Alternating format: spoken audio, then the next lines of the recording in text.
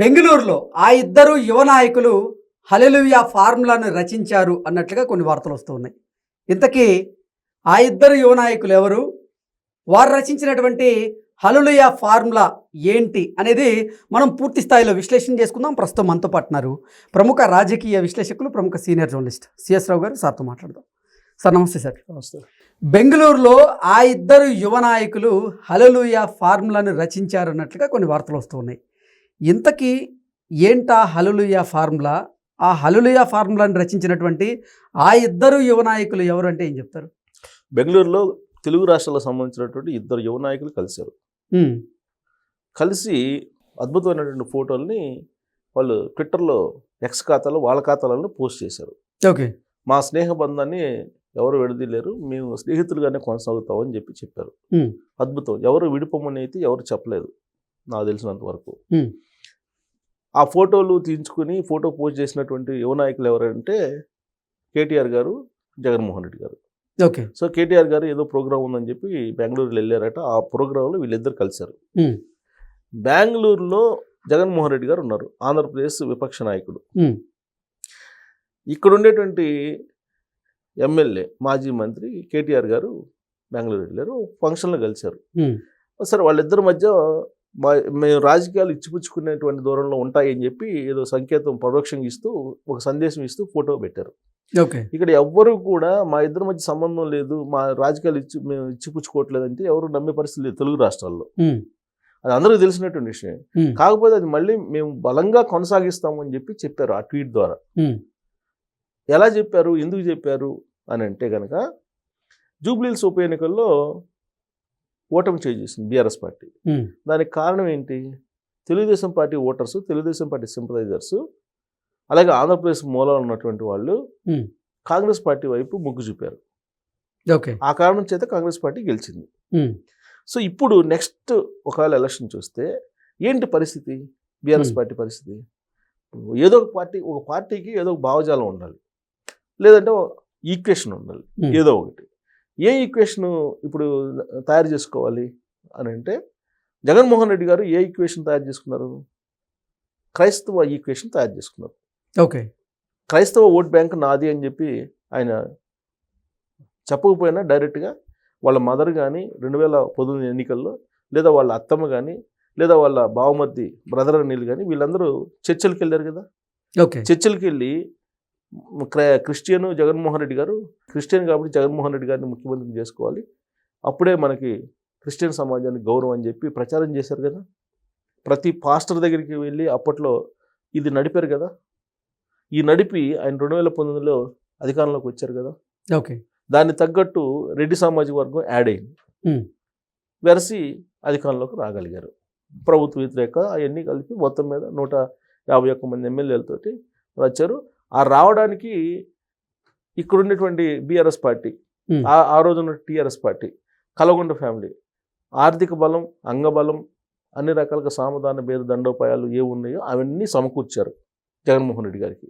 ఇది అందరికీ తెలిసిందే. 2019 ఎన్నికల్లో ఎందుకు సమకూర్చారంటే జగన్మోహన్ రెడ్డి గారిని అక్కడ కూర్చోబెడితే ఆ రాష్ట్రం ముక్కలైపోతే మూడు రాష్ట్రాలుగాను 3 ప్రాంతాలుగాను విడిపోయి అమరావతి ప్రాజెక్టు కూలిపోతే అప్పుడు హైదరాబాద్ డెవలప్ అవుతుంది, లేదా తెలంగాణ డెవలప్ అవుతుంది, లేదంటే చంద్రబాబు నాయుడు గారు రెండోసారి అక్కడ కనుక ముఖ్యమంత్రి అయితే ఏంటి పరిస్థితి అనేది అందరికంటే కేసీఆర్ గారికి బాగా తెలుసు.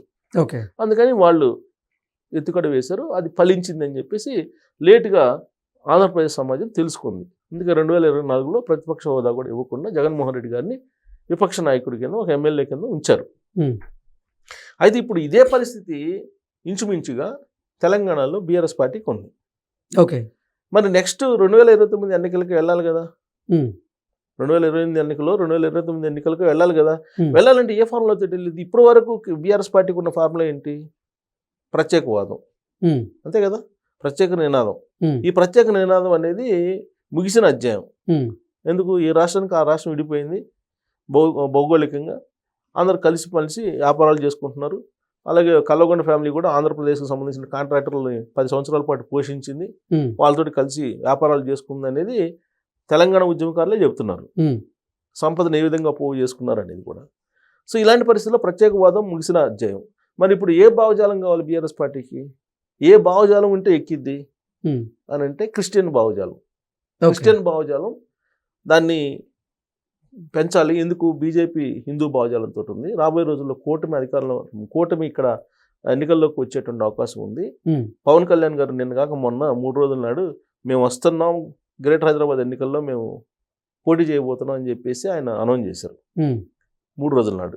వీళ్ళు బెంగళూరులో కలవడానికి ముందు రోజు చెప్పారంటే పవన్ కళ్యాణ్ గారు ఒకళ్ళే డైరెక్ట్గా జనసేన పార్టీ ఒక్కడే పోటీ చేయదుగా. ఖచ్చితంగా కూటమి పార్టీలు ఇక్కడ పోటీ చేస్తాయి. గ్రేటర్ హైదరాబాద్ ఎన్నికల నుంచి మళ్ళీ కూటమి తన ప్రస్థానాన్ని ప్రారంభించబోతుంది ఇక్కడ తెలంగాణలో. ఎందుకు నేను ఈ విధంగా చెప్పదలుచుకున్నానంటే, పవన్ కళ్యాణ్ గారు 2024 ఎన్నికలకు ముందు తెలుగుదేశం పార్టీ జనసేన కలిసి ఎన్నికలకు వెళ్తుందని చెప్పి అనౌన్స్ చేశారు. రాజమండ్రి సెంట్రల్ జైల్లో చంద్రబాబు నాయుడు గారు ఉన్నప్పుడు కలిసి. బీజేపీ సంగతి ఏందని చెప్పి అడిగినప్పుడు, బీజేపీ వస్తుందని ఆశిస్తున్నాం, ఒకవేళ రాకపోయినా మేము కలిసి వెళ్తాం అని చెప్పారు. ఆ తర్వాత బీజేపీ కూడా కలిసి వచ్చింది. అవునా? సో సేమ్ ఇక్కడ కూడా మనం ఆలోచిస్తే ముందు ఒక స్టెప్ తీసుకున్నారు పవన్ కళ్యాణ్ గారు. స్టెప్ తీసుకొని మేము వస్తున్నాం, గ్రేటర్ హైదరాబాద్ ఎన్నికల్లో మేము వస్తున్నాము అని అంటే బీజేపీ తెలుగుదేశం కలిసి వస్తున్నాము అని చెప్పినట్టు లెక్కేసుకోవాలి మనం. ఆ మేరకు మనం భావించడానికి అవకాశం ఉంది. సో కూటమి వస్తే పరిస్థితి ఏంటి? హిందూ సమాజం మొత్తం పోలరైజేషన్ అవుతుంది దేశవ్యాప్తంగా బీజేపీ అంటే. సో బీజేపీ హిందూ పోలరైజేషన్ అవుతుంది. దానికి తెలుగుదేశం పార్టీ గెలిచింది అనుకో, బీసీ సామాజిక వర్గం పొలవమని చెప్పేసి తెలుగుదేశం పార్టీ వైపు ర్యాలీ అవుతుంది. అవునా? తర్వాత ముస్లిం సామాజిక వర్గం కూడా తెలుగుదేశం పార్టీతో ర్యాలీ అవుతుంది. అందుకే అసదుద్దీన్ ఓవైసీ ఎప్పటికప్పుడు చంద్రబాబు నాయుడు గారిని టార్గెట్ చేస్తుంటారు. ఎందుకంటే తెలుగుదేశం పార్టీ అధికారంలో ఉన్నప్పుడు బాగా ఎంజాయ్ చేసినటువంటి వాళ్ళు ఎవరంటే, లేదా వాళ్ళ గౌరవం ఎప్పుడు లభించిందంటే బీసీలకి అలాగే మైనారిటీలకి ఎక్కువ లభించింది తెలంగాణలో. అందుకని తెలుగుదేశం పార్టీ అన్న చంద్రబాబు నాయుడు గారు అన్న ఒక సాఫ్ట్ కార్నర్ ఉంది ఆ ఓట్ బ్యాంకులో. సో ఈ జనసేన వస్తే కనుక ఇక్కడ కాపులు, మున్నూరు కాపులంతా ఉన్నారు కదా బీసీలు, వాళ్ళు కూడా సాలిడ్గా వచ్చే అవకాశం ఉంది. ఆయనకు ఉండేటువంటి అభిమానులు వీళ్ళంతా వెరసి తెలంగాణ రాష్ట్రంలోకి అడుగు పెడుతున్నారు. కాబట్టి మన పరిస్థితి ఏంటి అనేది అక్కడ బెంగళూరులో కూర్చొని ఆలోచించినటువంటి క్రమంలోనే ఈ ఫోటో బయటకు వచ్చింది అనేది పొలిటికల్ వర్గాల్లో బాగా చర్చ నడుస్తుంది. క్రిస్టియన్ ఓట్ బ్యాంక్ ఇప్పుడు జగన్మోహన్ రెడ్డి గారిని నేను తీసుకొచ్చి నా బ్రదరేను, మేమిద్దరం ఒకటేను, మేమిద్దరం కలిసి రాజకీయాలు చేస్తున్నామని చెప్తే క్రిస్టియన్ ఓట్ బ్యాంక్ యాడ్ అవుతుంది అనేది ఒక ఈక్వేషన్ అయి ఉండొచ్చు వాళ్ళది. అలాగే జగన్మోహన్ రెడ్డి గారిని తెలంగాణకు తీసుకొచ్చి రెడ్డి సామాజిక వర్గం కొంతవరకు ర్యాలీ అయ్యే అవకాశం ఉంది అనేది ఒకటి ఉంటుంది. సో బీసీలు ఎలాగూ వాళ్ళకి రారు. ఎందుకనంటే బీసీలకు స్థానిక సంస్థల ఎన్నికల్లో రిజర్వేషన్ తగ్గించింది బీఆర్ఎస్ పార్టీ. ఇక మైనారిటీలు అంటే అసదుద్దీన్ ఎలాగూ ఉంటారు, పరోక్షంగానే ఉంటారు, ప్రత్యక్షంగా లేకపోయినా.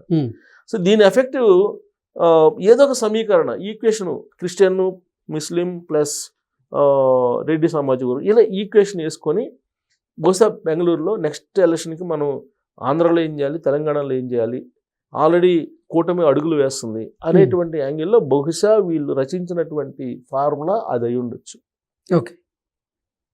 లేదంటే వాళ్ళు రాజకీయాలు మాట్లాడుకుంటే మేము ట్వీట్ చేస్తారు కదా, మేము రాజకీయంగా మేము కలిసి ఉంటాం, మేము మేము కలిసి వెళ్తాం అని చెప్పి యాంగిల్లో మాట్లాడారు అంటే ఈక్వేషన్ ఆలోచిస్తున్నారు కేటీఆర్ గారు. ఎందుకంటే ఏ ఈక్వేషన్ లేనప్పుడు పార్టీ నిలబడాలి కదా, ఏదో ఒక ఈక్వేషన్ ఉండాలి. సామాజిక ఈక్వేషన్ ఏముంది? ఏం లేదు కదా.